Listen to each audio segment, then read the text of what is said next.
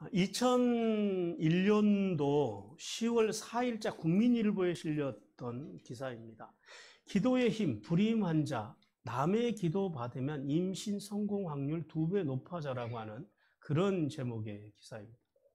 한국과 미국의 불임 치료 공동 연구진이 불임 환자가 전혀 모르는 상태에서 다른 사람들이 불임 환자를 위해 기도한 결과 치료 효과가 크게 높아졌다는 연구 결과를 내놓아 관심을 모으고 있다고 뉴욕타임즈가 2일 보도했다. 포천 중문의대 차병원 차광열 학원장, 콜롬비아 의대 교수인데요. 그리고 로저 리오 A. 로보, 콜롬비아 산부인과 과장은 생식의학 전문지 저널 of Reproductive Health에 최근에 이 같은 연구 결과를 발표했다. 이들은 1998년부터 1999년까지 서울 차병원에서 불임 치료를 받은 환자 119명과 미국과 캐나다, 호주의 기독교도를 대상으로 기도와 임신 성공률의 관계를 조사했다. 불임 치료를 받은 환자들이 실험 내용을 전혀 모르는 상태에서 진행된 이 연구에서 연구진은 불임 치료를 받은 환자의 사진을 미국과 캐나다와 호주에 있는 각기 다른 기독 종파의 신자들에게 주고 그들이 임신에 성공하도록 기도해 달라는 부탁을 한 뒤 기도해 주는 사람이 없는 환자 그룹과 임신 성공률을 비교했다. 그 결과 기도받은 불임치료 여성들의 임신 성공률이 기도해 주는 사람이 없었던 여성들보다 배로 높은 것으로 나타났다. 공동 연구자인 로보 박사는 연구 결과가 도저히 있을 수 없는 일처럼 느껴졌기 때문에 이를 발표해야 할지 오랫동안 고민했다며, 하지만 두 그룹 사이에 임신의 차이가 아주 컸기 때문에 무시할 수가 없었다라고 말했다. 뉴욕타임즈는 이전의 연구에서는 전혀 모르는 사람의 기도가 심장질환 환자의 치료에도 도움이 된다는 결과가 나왔다고 덧붙였다. 기독교인은 타인을 위해 여럿이 기도하는 것을 중보기도라고 하며 치유와 문제 해결, 기적을 위해 많이 활용된다. 여러분, 왜 기도하는 부모가 있는 자녀가 망하지 않는다고 하는지 아시겠습니까? 이게 중보기도의 힘입니다. 중보기도의 힘. 자, 오늘 이제 하나님께서는 본문을 통해서 아브라함이 하나님과 개인적으로만 친밀하게 살지 않고 타락하고 하나님의 심판이 임박한 소돔과 고모라지만은요, 오늘 아브라함이 그들을 위해서 뭘 했다 그래요? 본문에 보니까 중보기도했다. 중보했다고 말합니다. 아브라함의 중보를 통해서 이제 하나님께서는 오늘 우리가 다른 사람을 위한 중보기도, 자신의 자녀를 중심으로, 가족들을 중심으로 해서 다른 사람을 위한 중보기도를 왜 해야 되는지, 우리가 왜 세상을 품고 믿는 사람들이 기도해야 되는지, 왜 하나님께서 그 중보기도의 사명을 우리에게 주셨는지 깨닫기를 주님께서 원하십니다. 자, 오늘 하나님께서 우리에게 두 가지 메시지를 오늘도 주시는데요. 첫 번째 메시지 같이 읽습니다. 시작. 하나님께서는 하나님과 동행하며 하나님 앞에서 공의와 정의를 행하는 성도들을 기뻐하십니다. 하나님께서 기뻐하시는 사람, 어떤 사람들을 기뻐하시냐면 하나님 앞에서 공의를 행하고 정의를 행하는 사람을 기뻐하신다는 겁니다. 오늘 16절 말씀해 보니까요, 소돔으로 향하는 두 천사에 대해서 하나님께서 말씀합니다. 하나님께서는 두 천사가 이제 소돔을 향해서 출발할 때, 오늘 본문에 보니까 아브라함이 제법 먼 거리까지 하나님과 그리고 두 천사와 동행하면서 배웅했다라고 오늘 말씀은 그렇게 우리에게 전합니다. 자, 본문을 통해서 하나님께서는 어떻게, 지금 우리에게 주시는 메시지는 어떻게 아브라함이 하나님과 친밀한 중보자로 그리고 기도의 사람이 되었는지를 오늘 본문을 통해서 우리에게 보여주십니다. 뭐였을까요? 어떤 것이 아브라함과 우리의 다름을 나타냈을까요? 오늘 본문 속에서 발견할 수 있는 건 뭐냐면 아브라함의 갈망입니다.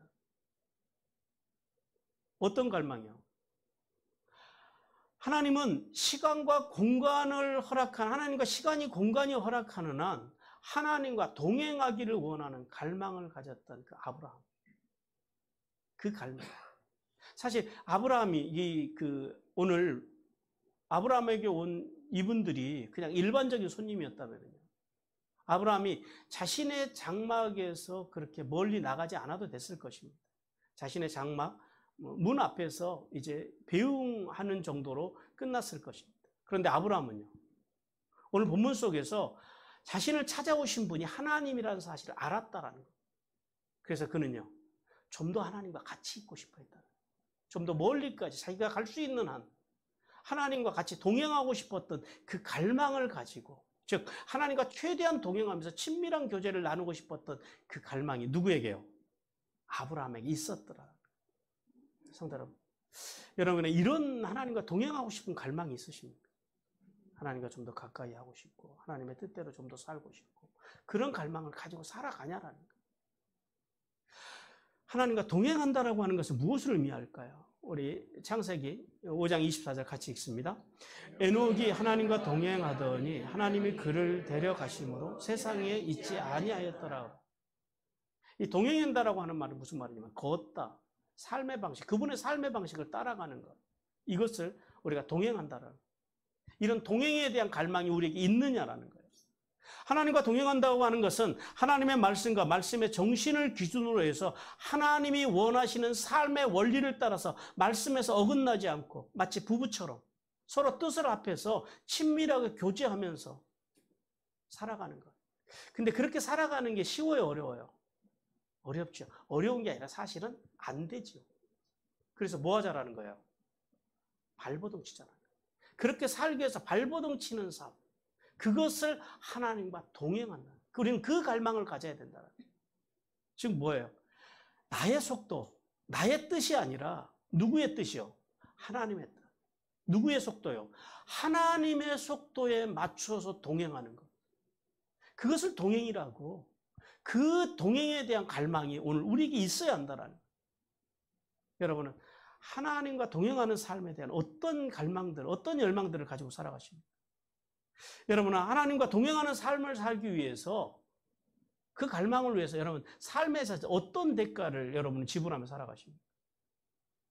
오늘 성경 속에서 하나님의 인정을 받았던 사람들, 에녹이나 노아나 아브라함 같은 분들이, 이분들의 공통점은 뭐냐면 그렇게 하나님과 동행하기를, 하나님의 삶의 스타일, 하나님의 뜻을 쫓아가기를 갈망했던 사람들이라는 거예요. 그들은 그 하나님과 동행하기 위한 갈망을 가지고요, 자신의 시간, 물질, 정성들을 온전히 헌신했던 사람들. 그래서 하나님께서는요, 그 갈망을 가진 그들을 하나님께서는 어떻게 하셨어요? 그들에게 복을 주셨다는, 그들이 하나님의 복이 되게 하셨다는. 그러니까 무슨 말이에요? 우리가 하나님의 복을 받으려면 뭘 해야 돼요?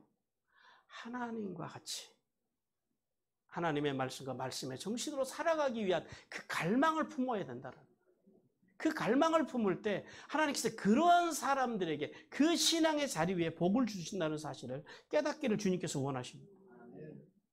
그래서 하나님께서는 그들의 연약함에도 불구하고 그들을요, 세상을 향한 중보자로, 그리고 기도의 용사로 살게 하셨습니다. 그리고 더 나아가서 그들은요, 다른 이들보다 훨씬 더 하나님 앞에서 풍성한 복을 받았다라는 거예요. 우리가 이 사실을 깨달아야 됩니다.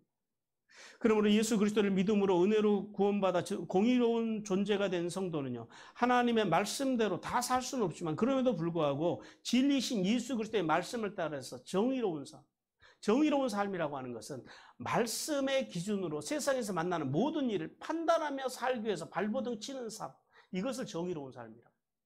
그 삶을 통해서 하늘의 복과 땅의 복을 받기를 주님께서 원하십니다. 그리고 계속해서 17절과 19절을 통해서 이제 하나님께서는 아브라함을 택하신 이유에 대해서 말씀하십니다. 하나님께서는 그 소돔을 심판하시기 위해서 두 천사를 파송하시고 이제는요, 아브라함과 단 둘이 남으셔서 하나님의 말씀이면 절대 순종하는 그 순종의 사람 아브라함, 그리고 또 온 마음을 다해서 온 정성을 다해 살 수만 있으면 하나님 앞에 동행하기를 기뻐하는 그 아브라함에게 주님께서 이제 세 가지의 말씀을 통해서 은혜와 복을 내려주십니다. 첫 번째는 뭐냐면 하나님께서 지금 당신이 하시려고 하는 일을 하나님의 종 아브라함에게 숨기지 않으시겠다라는. 하나님께서는 이제 열국의 아비로 선택된 이 아브라함, 그리고 하나님을 경외하고 하나님 앞에 동행하기를 기뻐하는 아브라함, 그 아브라함에게 당신의 비밀을 알려주십니다. 크고 비밀한 일을 알려주십니다. 그 소돔을 향한 당신의 계획을 숨김없이 말씀하십니다. 본절을 통해서 하나님께서는 오늘도 진리, 즉 죄 없으신 예수 그리스도의 말씀을 믿고 또요, 그 말씀을 존중하고, 또요, 그 말씀대로 살기 위해서 발버둥 치는 성도들. 그들에게 하나님께서 하나님의 그 언약의 비밀, 이 시대를 움직이는 하나님의 비밀을 깨닫게 하시고 알려주신다는 사실을 깨닫기를 주님께서 원하십니다. 우리 시편 25편 14절 같이 읽습니다. 여호와의 친밀하심이 그를 경외하는 자들에게 있으며 그의 언약을 그들에게 보이시리로다. 여러분, 우리가 왜 예수님을 믿어도 하나님의 뜻을 모르는 줄 아십니까? 두 가지입니다. 첫째는요, 하나님을 공경하지 않아요. 하나님을 믿긴 하지만은 하나님을 내 삶의 주인으로 모셔드리지 않는다라는 거예요. 그리고 두 번째는요, 하나님의 말씀을 모르기 때문에. 그러니까 말씀을 모른다고 하는 것은 도저히 하나님의 뜻을 찾아갈 수가 없다라는 거예요. 오늘 예배를 마치고 나서 우리 이제 그 순천을 가야 됩니다만은 길을 모르고 출발하면은 어디로 가야 될지 모른다라는 거예요. 헤매이다가 죽는 것이 인생이다라는 거예요. 그러니까 하나님의 말씀을 모른다고 하는 것은 정확하게 목적지를 모른다라는 거예요. 어떻게 살아야 되는지를 모른다라는 거예요.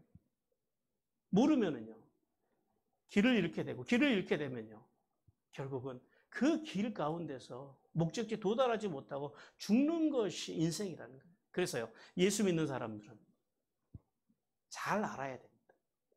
그리고요, 바르게 믿어야 됩니다. 그리고 바르게 살아야 됩니다.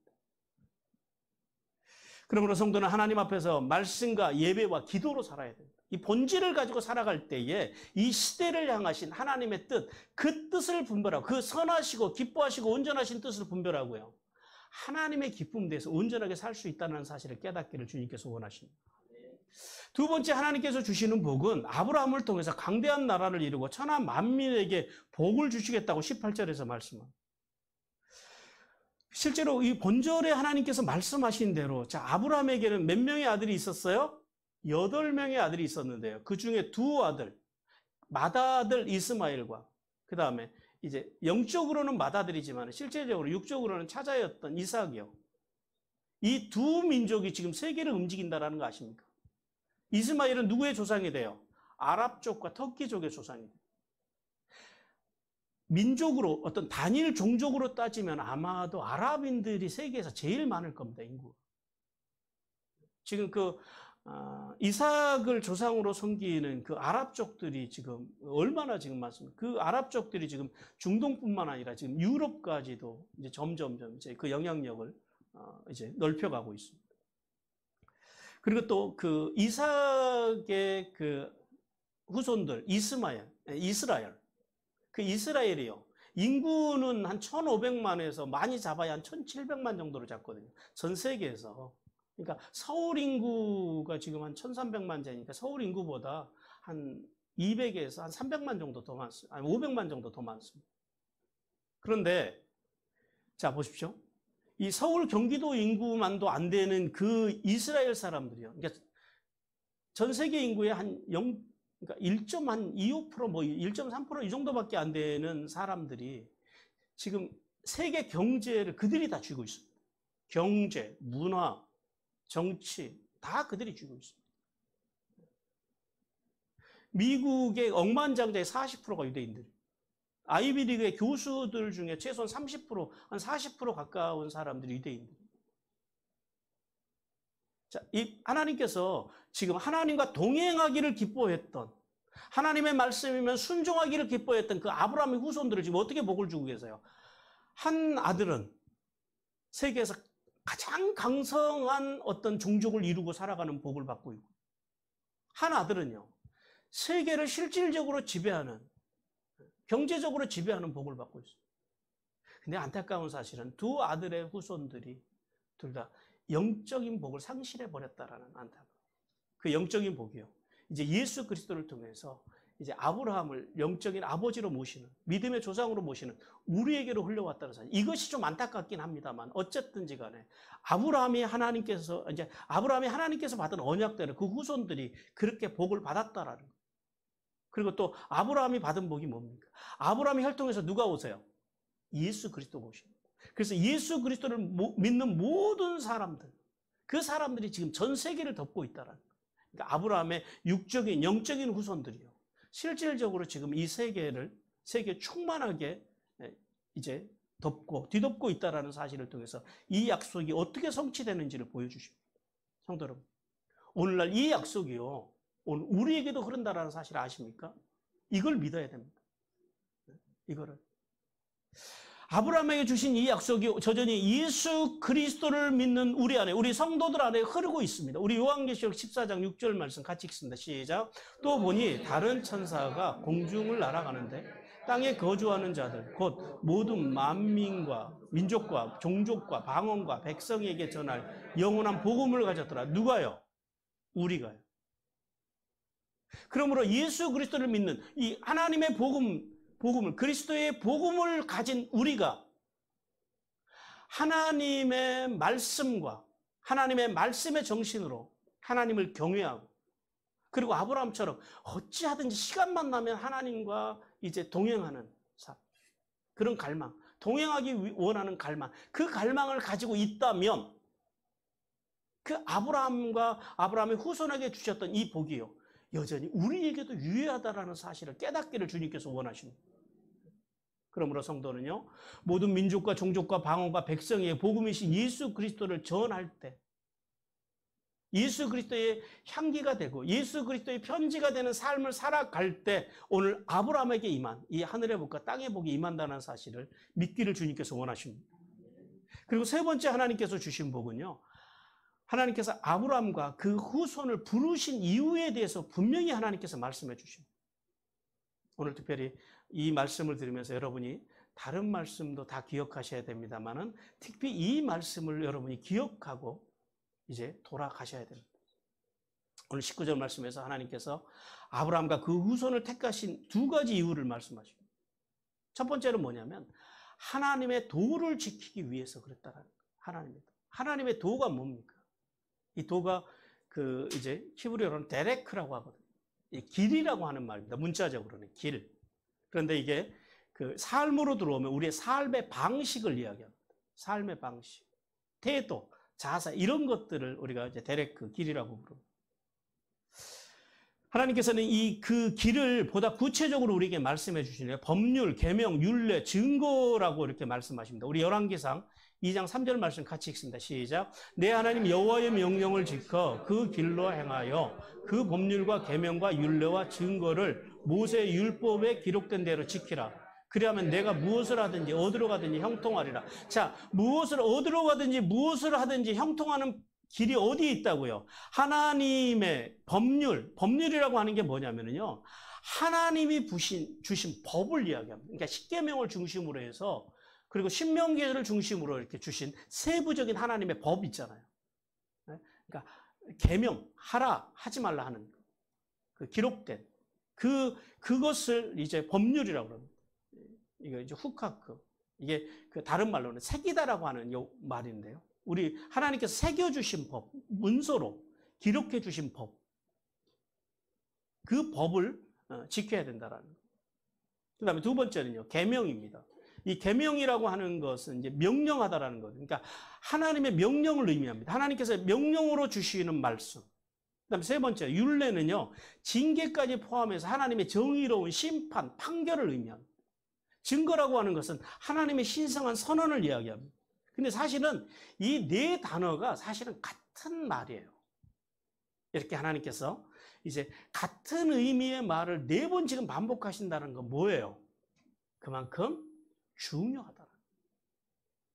하나님의 도를 행하는 것이 그만큼 중요하다라는 거예요. 그래서 하나님의 도를 행한다라는 게 뭐냐? 하나님의 말씀을 새기는 거예요. 어디다가요? 우리의 마음, 우리의 생각 속에 하나님의 말씀을 새기는 것, 이것이 하나님의 도를 행하는 거고요. 두 번째는 하나님의 명령, 차와라고 합니다만 하나님의 명령을 따르는 것. 하나님이 그렇게 말씀하셨으면, 하나님이 그렇게 명령하셨으면 잘 안 돼도, 못해도, 못해요, 안 해요 라고 말하지 않고 그렇게 살기 위해서 발버둥 치는 것, 그 명령을 따라가기 위해서 발버둥 치는 것, 그것이 하나님의 도를 행하는 거라. 세 번째는 하나님의 말씀으로 세상에서 문제를 만나면 어떻게 해야 돼요? 하나님의 문제를 만나면 세상의 어떤 방법, 세상의 기준으로 판단하는 것이 아니라 하나님의 진리를 가지고 판단할 줄 알아야 된다. 하나님의 말씀을 가지고 판단할 수 있는 능력이 있어야 된다. 우리는요, 세속의 어떤 도덕적인, 윤리적인 것으로 세상을 판단하려고 합니다. 근데 아니요, 예수 믿는 사람들은 세상의 윤리와 도덕의 기준이 아니라 어떤 기준이요? 하나님의 말씀의 기준으로 세상을 판단해야 된다. 조금 더 구체적으로 이야기하면 생명입니다. 어떤 생명이요? 돕고, 세우고, 살리는 생명의 기준을 가지고 판단해야 된다. 우리가 세상의 어떤 사건을 판단할 때도 마찬가지고, 그 다음에, 이제 오늘, 또 이제 지금 선거철이 돌아왔더라고요. 이제 우리가 뭐 투표를 할 때도 마찬가지고, 우리가 뭔가를 결정할 때도 마찬가지고, 모든 일을 할 때, 뭘 기준으로 해요? 하나님의 말씀을 기준으로 가지고 판단할 줄 알아야 된다.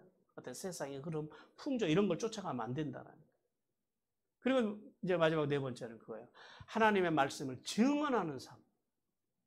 이제 예배 이 설교 마치고 우리 이제 이미 집사님이 간증하겠습니다만은 이제 이렇게 하나님의 말씀을 증언하는 삶, 증거하는 삶. 그 삶을 살아가는 것. 그것이 하나님의 도를 따라가는 삶이다. 그러므로 성도는요, 하나님의 말씀을 따라 사는 이 삶, 이 하나님의 도를 행하는 삶, 이 삶을 통해서 하늘의 복과 땅의 복을 받기를 주님께서 원하십니다. 그리고 하나님께서는 아브라함을 택하신 또 두 번째 이유를 말씀하시는데요. 이 사실이 굉장히 우리에게 중요합니다. 두 번째 이유는 뭐냐면 하나님의 진리 안에서 아브라함과 아브라함의 백성, 그 자녀들이, 그 후손들이 의와 공도를 행하는 삶을 살기 위해서라고 말씀합니다. 의라고 말하는 것은 우리가 잘 아는 대로 이제 째다카라고 합니다. 그러니까 공의라고 번역을 할 수 있습니다. 자, 근데 우리는 어떻게 의로워져요? 어떻게 믿는 사람들이 공의로워집니까? 은혜로우신 예수 그리스도를 믿음으로 우리는 의로워지는 거예요. 그러니까 예수를 믿는 사람들이 의로워지고 의로운 사람들에게 임하는 복이 뭐예요? 이게 구원이에요. 그러니까 은혜는 그러니까 주님께서 그 요한복음 보면 은혜와 진리로 오셨다고 그러거든요. 그래서 은혜는 의와 연결이 됩니다. 그리고요, 진리를요. 그래서 의로워진 사람, 그러니까 은혜로 의로워진 사람들은 진리로 정의롭게 살아간다라는 거예요. 그러니까 이 의와, 그러니까 은혜와 진리가 한 쌍이고요. 의와 공의와 정의가 한 쌍입니다. 이것은 그리스도 안에서 나타나야 할 삶의 특징이라는 거예요. 그 특징을 갖게 하기 위해서 우리 주님께서 오늘 아브라함과 그의 후손들을 부르시고 오늘 우리를 부르셨다라는 거예요. 그래서 예수 믿는 사람들은요, 예수 그리스도를 믿어서 의로워진 사람들은, 공의로워서 구원받은 사람들은 진리를 가지고 정의롭게 세상을 판단하고 진리를 기준으로 해서 진리의 가치를 가지고 세상을 살아야 되는 거예요. 이것이 맞다라는 거예요. 근데 은혜를 받아서 내가 구원을 받았다, 의로워졌다고 하면서 그 안에 진리가 없는 것은 뭐예요? 다시 생각해 봐야 돼요. 그 믿음은 처음부터 다시 점검해 봐야 됩니다. 그럴 수가 없는 겁니다. 왜냐하면 은혜와 진리로 오신 주님, 그 주님 앞에서 우리는 그러니까 공의와 정의로운 삶을 살아가야 하는 것, 이것은 우리가 살아야 될 삶의 특징이라는 거예요. 그래서 오늘 하나님께서는요, 아브라함이 그걸 말씀하십니다.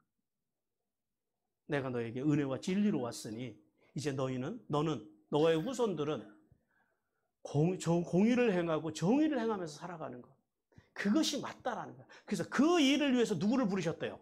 그 삶을 위해서 아브라함과 그의 자손을 부르셨다. 우리를 부르셨다라는 이 사실을 믿으시기를 바랍니다. 성도 여러분, 하나님께서는 아브라함과 예수 그리스도를 믿음으로 구원받은 우리를 택하신 이유가 단순히 이 땅에서 예수 믿고 천당 가는 그 정도 복음이 아니다라는 거예요. 성도는 예수 그리스도를 믿음으로 의롭게 되었다고 하는 이 내면의 확신, 그러니까 천국 가는 거 뭘로 가는 거예요? 은혜로우신 예수 그리스도 믿음으로 천국 가는 거예요. 그거는 굉장히 쉬워요. 끝났어요. 그건 이미 우리 상황에서 끝난 거예요. 그럼 이제 지금서부터는 우리가 뭐 해야 돼요? 진리로 세상을 판단하고 진리로 정의롭게 살기 위해서 늘 그게 잘 안 되니까 어떻게 하자고요? 발버둥. 이것이 이제 이건 외적으로. 그러니까 의는 내적인 확신이라면요, 정의를 행하는 것은 외적으로 드러나야 된다라는 거예요. 그러니까 오늘날 그리스도인들이죠. 이런 삶의 자리가 안 드러나니까 세상이 예수 믿는 사람들을 걱정해 주는 거예요. 그렇게 살면 안 되는데. 교회는 안 다녀도 예수 믿는 사람들은 저렇게 살면 안 되는데요 라고 걱정해 주는 이유가 바로 거기에 있다는 사실을 깨닫기를 바랍니다. 성도 여러분, 이제 하나님께서는 예수님을 믿어 구원받아 의롭게 된 성도들이 삶의 자리에 나가서 하나님의 말씀으로 이제 세상 앞에서 정의로운 삶을 통해서 이제 그리스도의 향기를 풍기며 하늘의 복과 땅의 복을 받기를 주님께서 간절히 원하십니다. 두 번째 하나님께 주신 메시지 같이 읽습니다. 시작. 하나님께서는 이웃들을 왕처럼 돕고 제사장처럼 품으며 살기 위해 발버둥 치는 성도들을 기뻐하십니다. 어떤 사람이요? 왕으로 도울 수 있는 사람, 그리고 제사장으로 품을 수 있는 사람, 그런 성도들을 하나님은 기뻐하신다. 그런 사람들에게 하나님께서 복을 주신다. 오늘 20절과 21절을 보니까요, 소돔과 고모라의 심판에 대해서 예고하십니다. 하나님께서는 소돔과 고모라의 제옥으로 인하여서 억울함 속에서 절규하는 사람들의 외침을 들으셨고, 오늘 본문에 보니까 하나님께서 그렇게 말씀하십니다. 그들의 외침대로 소돔과 고모라가 멸망받을 만큼 죄악이 큰 것인지 손수 살펴보시려고 내려오셨다라고 말씀합니다. 근데 이 말씀을 들으면서 여러분 조금 좀 말씀이 이상하지 않습니까? 저는 이 말씀을 들으면서 아니, 전지전능하신 하나님이시잖아요. 모든 것을 아시는 하나님께서 왜 굳이 직접 확인해 보시겠다고 소돔과 고모라로 내려오셨을까요? 좀 안 맞죠? 그런데 이 말씀 속에 하나님의 배려, 하나님의 사랑이 배어져 있다는 사실을 발견했어요. 소돔과 고모라의 죄를 알아보시기 위해서 내려오셨다라는 말씀 속에는, 자 보세요. 하나님은요, 이미 우리의 모든 마음과 생각과 행위를 다 아십니다. 근데 하나님께서 이렇게 말씀하신 이유가 있으시겠죠. 뭐예요? 소돔과 고모라의 죄악이 하늘에 닿을 만큼, 하나님께 닿을 만큼 지금 심각해서 심판이 곧 임박했지만은, 그럼에도 불구하고 하나님께서 이렇게 말씀하시고 이렇게 지금 손수 내려오신 이유가, 천사를 파송하신 이유가 왜 있어요? 심판하시려면 하나님께서 한 번에 하늘에서 불을 내려서 하늘에서 하실 수도 있는데 왜 굳이 하나님께서 수고롭게 내려오시고 천사를 거기에 보내시냐라는 거예요. 왜 그랬을까요? 하나님의 사랑이. 어떤 사랑이에요? 회개하고 돌아오기를 원하는. 아무리 연약한 인생이라도, 아무리 죄악이 가득 차서 죽을 죄를 졌더라도 하나님께서는 어찌하든지 1분 1초라도 그들에게 시간을 주셔서 회개하고 돌아오기를 원하시는 그 아버지의 마음을 느끼는 은혜가 임하시기를 바랍니다. 그러니까 하나님께서는 이제 타락한 가인의 후손들, 그리고 경건의 능력을 잃어버린 그 셋의 후손들, 그들에게요 수백 년의 시간을 주십니다. 그리고 마지막에 최종적으로 120년이라고 하는 또 시간을 그들에게 주십니다. 마지막까지 그들이 회개하고 돌아오기를 원하시는 그 하나님, 그 하나님의 마음이 오늘 본문 속에서 느껴져야만 합니다. 성도 여러분, 오늘 이 말씀을 통해서 우리는 이제 두 가지의 그 하나님의 교훈을 받을 수가 있습니다. 첫 번째는 뭐냐면, 하나님께서 세상 속에서 억울한 일을 당하는 사람들, 억울한 일을 당하는 사람들을 그 한 사람 한 사람의 부르짖음을요 들으시는데 어떻게 들으시냐면 인격적으로 들으시고 결코 외면하지 않으시겠다고 말씀합니다. 우리 야고보서 5장 4절 말씀 같이 읽습니다. 보라, 너희 밭에서 추수한 품꾼에게 주지 아니한 삭시 소리를 지르며 그 추수한 자의 우는 소리가 만군의 주의 귀에 들렸습니다. 여러분, 그러므로 우리는요, 예수 그리스도를 믿는 성도인 우리는 불꽃 같은 눈으로 세상을 감찰하시고 사람들의 부르짖음에, 그러니까 그 연약한 사람들, 약한 사람들, 억울한 사람들의 부르짖음에 응답하신 그 사람들의 부르짖음에 응답하시는, 귀를 기울이고 계시는 하나님을 바라보고 사람들을요 억울하게 만들지 말아야 됩니다. 가정에서 자녀들을, 또 남편이나 아내를 애매한 말로 억울하게 해서는 안 된다라는 거예요. 하나님은요, 그 억울한 사람들의 그 신음, 여기서 부르짖다라는 말은 자아크라고 하는 말이에요. 이게 무슨 말이냐면 목적이 있어서 하나님 살려주세요. 이건 자아크가 아니에요. 자아크가 뭐냐면은 너무 힘들어서 자기도 모르게 터져나오는 신음소리입니다. 우리 그 찬양 중에 그런 찬양이 있죠. 우리의 신음에도 응답하지. 그걸 자아크라고 그러는 거예요. 너무 힘들어서 나도 모르게 아 하고 흘러나오는 그 한탄. 하나님 살려주십시오라고 터져나오는, 나도 모르게 터져나오는 그걸 자아크라고 해요. 울부짖음. 너무 고통스러워서 울부짖는 그것을 자아크라고. 그 부르짖음에 대해서 하나님께서는 결코 외면하지 않으신다라는 사실을 깨닫으시기 바랍니다. 그리고 그렇게 억울한 사람들, 그런 억울한 일을 당한 사람들, 더 나아가서 그런 사람들을 외면하지 말라라고 말씀하십니다. 특별히 이제 우리 한국 사회 속에서 이제 대표적인 케이스가 이제 세월호 같은 사건들, 자식을 잃고 그 억울해하는 그 부모들, 이제 그것이 그 억울한 사람들, 우리 한국 사회에서 있었던 대표적인 사례.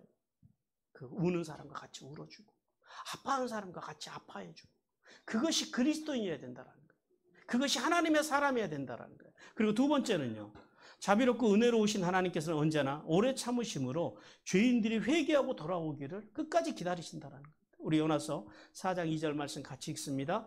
주께서는 은혜로우시며 자비로우시며 노하기를 더디하시며 인애가 크시사 뜻을 돌이켜 재앙을 내리지 아니하시는 하나님이신 줄을 우리가 알았음이니이다.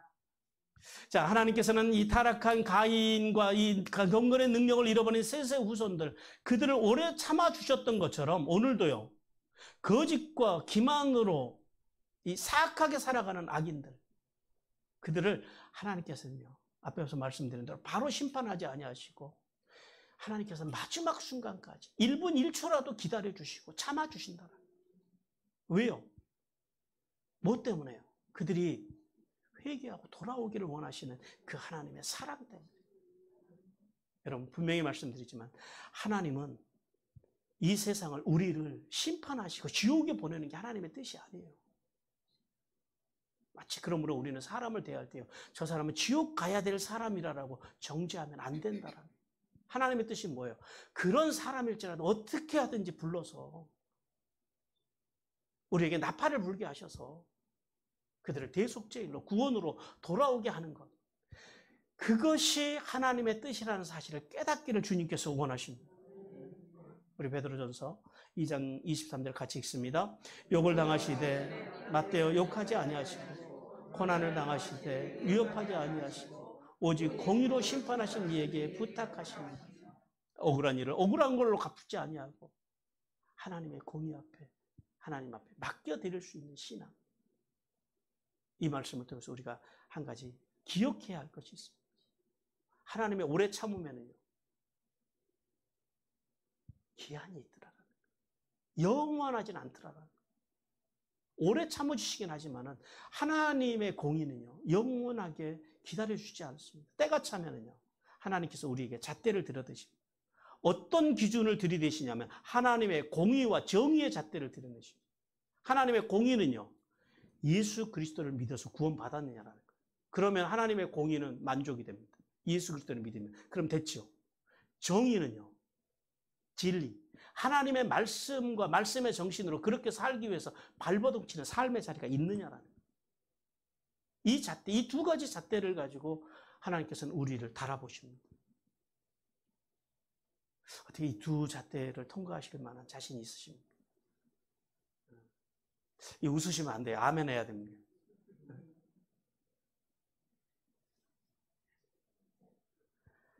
여러분, 신앙생활이라고 하는 것은 그런 거라는 거예요. 이 두 가지 잣대를 가지고 우리에게 오시는. 그러니까 그래서 늘 발버둥이란 말을 쓰는 거예요. 그래서 우리가 성경을 공부하고 말씀을 알아야 하고, 알아야지 그렇게 살기 위해서 발버둥 치는 삶의 자리가 거기서 나온다라는 거예요. 하나님은 하나님의 오래 참으시면은 이 기한이 있다라는 거예요. 그러므로 성도는요, 하나님의 인내가 다하는 날에 영원한 심판이 있음을 믿고 하나님의 공의와 정의의 기준, 즉 예수 그리스도의 말씀을 믿음으로 구원받는다라는 이 진리에서 빗나가지 않기 위해서요, 말씀과 행위를 잘 관리하고 우리의 마음을 잘 관리하는 은혜를 받기를 주님께서 원하십니다. 마지막 오늘 22절과 33절을 통해서 이제 소돔을 위해서 중보하는 아브라함에 대해서 하나님께서 말씀합니다. 하나님께서 소돔과 고모라에 대한 이 심판의 소식을 들은 아브라함이 정의의 하나님께 6번에 걸쳐서 중보 기도를 했다라고 말씀합니다. 여러분, 소돔이 멸망하는 것이 아브라함에게 무슨 상관인가? 물론 거기에 누가 살아요? 족과 롯이 삽니다. 그럼에도 불구하고 아브라함이 굳이 이렇게까지 하나님 앞에 간구해야 될 이유는 없었다라는 거예요. 그런데요, 아브라함은요, 중보자였습니다. 이것이 그리스도인이어야 됩니다. 아브라함은 중보자의 기도의 용사였습니다. 오늘 본문에 보니까 그래요. 아브라함이 하나님께 더 가까이 나갔다고 합니다. 가까이 나아가고 그럽니다. 지금 하나님과 같이 있는데 더 가까이 나갔다라는 건 뭐예요? 소돔의 소식을 듣고 소돔이 망한다라는 소식을 듣고 그 땅의 사람들이 하나님의 심판을 받는다는 소리를 듣고 마음이 그가 동했다라는, 마음이 뜨거워졌다라는, 어떻게든지 그들을 살리고 싶었다라는, 그들을 어떻게든지 세우고 싶었다라는 거.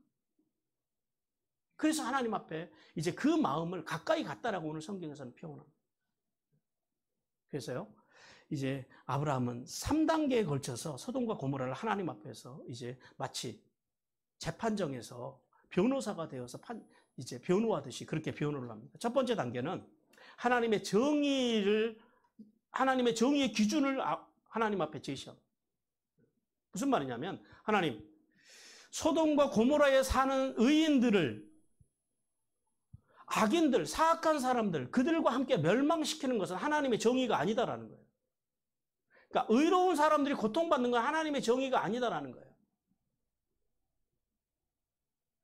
그래서 하나님께서 뭐라 그러십니까? 오케이, 네 말이 맞다라는 거예요. 그래서 하나님의 정의를 가지고 하나님 앞에 갑니다. 그러니까 아브라함이 하나님의 말씀을 알았기 때문에 이제 그 하나님의 말씀을 기준으로 지금 나아가고 있는 거예요. 성도 여러분, 우리도요, 때때로 이 악한 사람들 때문에 그 어떤 공동체가 멸망해야 된다라고 하는 생각. 그러니까 어떤 악한 사람들 때문에 그 나라가 멸망해야 된다는 생각. 요즘 같이 이렇게 이제 전쟁을 일으키는 푸틴 때문에 저 러시아가 멸망해야 된다는 생각. 이런 생각을 하는 사람이 있습니다. 근데 여러분, 그건 안 된다라는 거예요. 그것은 하나님의 사람들의 생각이 그렇게 미쳐서는 안 된다라는 겁니다. 왜냐하면 예수님께서 그 가라지의 비유에서 뭐라고 그럽니까? 알곡을 심어놨는데 마귀가 와서 가라지를 뿌리고 가요. 주님께서 뭐라고 그러세요? 종들이, 일하는 분들이 저 가라지 가서 뽑을까요? 그러니까 뽑지 말라라는 거예요. 왜요? 가라지를 뽑다가 누가 다칠 수 있어요? 의로운 사람. 이것이 하나님의 정의입니다. 의로운 사람, 그러니까 악인들을 뽑기 위해서 의로운 사람들이 고통당하는 것, 그것은 하나님의 뜻이 아니다라는 겁니다. 그래서 소돔이 의인 10명이 없어가지고 멸망당하는 것, 그것은 결코 정의가 아니다라는, 이제 그렇게 하나님 앞에 나아갑니다. 근데 문제는 뭐예요? 없더라는. 그래서 이제 아브라함이 그렇게 말씀드리고 2단계로 하나님 앞에 나가는데, 이제 그래서 이 정의를 근거해서 구체적으로 하나님 앞에 이제 변호하며 나갑니다. 아브라함이 그래서 이제 아브라함 생각에는 그랬던 것 같아요. 소돔과 고모라와 스보임과 아드마와 소알, 최소한 이 5개 도시, 이 5개 도시가 각 도시의 의인들이 최소한 한 10명씩에서 50명을 있지 않을까라는 생각을 했던 것 같아요. 그래서 하나님 앞에 각 그 도시를 대표해서 10명의 의인이 있으면, 50명의 의인이 있으면 어떻습니까? 그 50명 때문에 하나님 멸망시키시겠습니까? 그걸 하나님의 정의라고 본 거예요. 그랬더니 하나님께서 오케이, 50명만 있으면 내가 멸망시키지 않겠다라는 거예요. 그게 문제였다라는 거예요. 안타깝게도 하나님의 답은 그마저도 존재하지 않는다라는 겁니다. 그래서 이제 아브라함은 3번째 단계로 넘어가는데요. 이제는 하나님의 정의를 가지고, 정의의 기준을 가지고 하나님 앞에 갔는데 그것이 다 무너졌잖아요. 깨졌잖아요. 그래서 이제는 아브라함의 전략을 바꿉니다. 하나님의 자비 앞에, 하나님의 이제 어떻게 보면 정의 앞에 이제 호소를 합니다. 그리고 자신을 겸손하게 낮춥니다. 그래서 아브라함이 하나님 앞에서 자신을 어떻게 낮추냐? 하나님, 내가 티끌입니다. 한 점 죄밖에 안 되는 인생입니다. 그런 나 같은 인생이 하나님 앞에 구하오니 하나님께서 좀 자비롭게 내 기도를 들어달라는 거예요. 나의 간구를 들어달라는 거예요. 내 중보를 받아달라는 거예요. 그래서 하나님, 그럼 45명은요 45명도 오케이. 없어요. 그 다음에요. 40명, 30명, 20명. 20명까지 하고 나니까 아브라함이 갑자기 염치가 없어집니다. 그래서 하나님, 딱 한 번만 더 하겠습니다. 그리고 10명까지 내려옵니다. 아브라함 생각에는 그래도 각성에 10명은 있지 않겠나. 그 많은 사람들 중에. 근데 결론적으로는요. 각성에 2명도 없는 거예요. 그것이 이 아브라함 시대 소돔과 고모라에만 의인이 없을까요? 오늘 이 시대에 진짜 하나님께서 오셔서 우리 가운데서 이 땅의 한국 교회 안에서 우리 나라 안에서 의인 10명을 찾으시면 하나님 접니다라고 손들고 나갈 수 있는 사람이 몇 명이 있겠느냐? 하나님의 의와 공의를 가지고 살아가는 성도들, 그 성도들이 과연 우리 가운데 얼마나 있겠느냐라는 거예요. 지금 하나님께서 그걸 말씀하시는 거예요. 오늘 하나님께서는 이 2단계와 3단계를 통해서 이제 이 2단계, 3단계의 탄원과 호소를 통해서 하나님께서 우리에게 2가지를 말씀하시는데, 첫 번째는 뭐냐? 대표성이 올립니다. 그 땅을 구원할 만한 대표자가 없는 거예요. 대표 2사람이 없는 거예요. 10명이 없는 거예요. 5성을 합쳐도. 그래서 그들은 망했다라는 거예요. 근데 오늘 우리가 망하지 않을 수 있는 비결이 뭐예요? 우리가 망하지 않고 천국까지 갈 수 있는, 이룰 수 있는 비결. 우리의 대표는 누구세요? 바로 2번째 아담이신 예수 그리스도이십니다. 그 예수 그리스도를 우리의 인생에, 우리의 삶에, 우리 교회에, 우리 공동체에, 우리 가정에 대표로 모시면요, 절대 구원받지 않는다라는 거예요. 심판받지 않는다라는 거예요. 구원받는다라는 거예요. 하나님의 구원이 예수 그리스도를 내 인생의 대표자로 모시고 살아가는 사람들에게 임한다라는 사실을 깨닫기를 주님께서 원하십니다. 그리고 2번째는요, 포기하지 않는 삶, 포기하지 않는 기도입니다. 아브라함은요, 6번이나 하나님 앞에 이제 포기하지 않고 하나님 앞에 기도합니다. 우리는 한두 번 기도해보고 안 되면은요, 에이, 안 되는가 보다 하고 금방 포기해버립니다. 하나님의 뜻이 아닌가 보다 그럽니다. 아니요. 여러분, 하나님의 뜻이 이루어질 때까지 포기하지 않는 신앙을 가지시길 주님께서 원하십니다. 왜냐하면 하나님께서는 우리를요, 제사장으로 부르셨다. 우리 요한계시록 1장 6절 말씀 같이 읽습니다. 그의 아버지 하나님을 위하여 우리를 나라와 제사장으로 삼으신 그에게 영광과 능력이 세세토록 있기를 원하노라. 하나님께서 우리를 뭘로 부르셨대요? 제사장으로. 여러분, 제사장이 누굽니까? 제사장.